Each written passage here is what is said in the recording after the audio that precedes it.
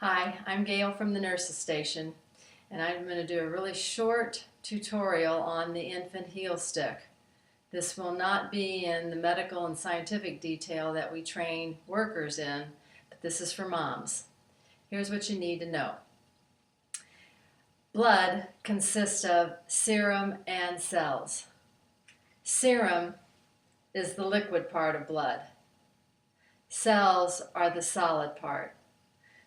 These cells are normally floating in this serum, but the majority of tests are done on the serum.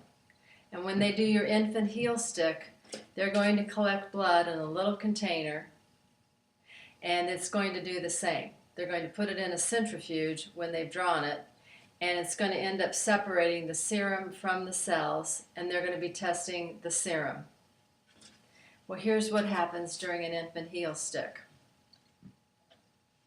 They lay your infant on the back, on its back, and they put its little foot up in the air. Here's the first thing we need to know. There's an Achilles tendon.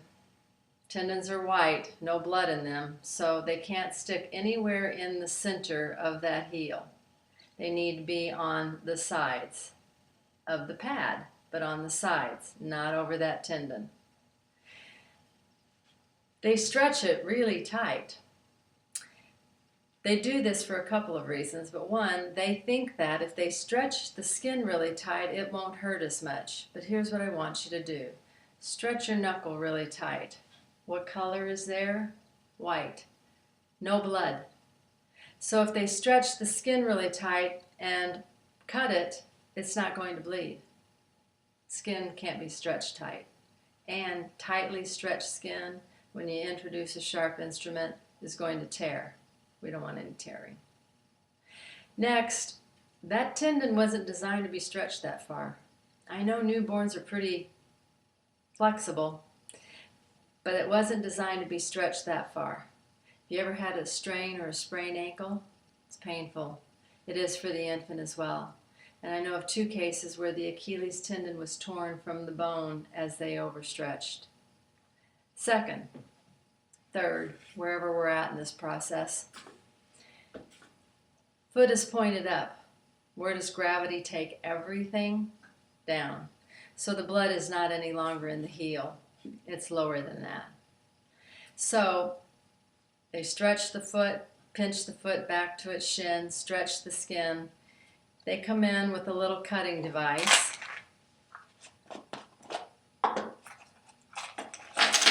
It's a razor in this little device, and they cut, but it won't bleed because there's no blood there.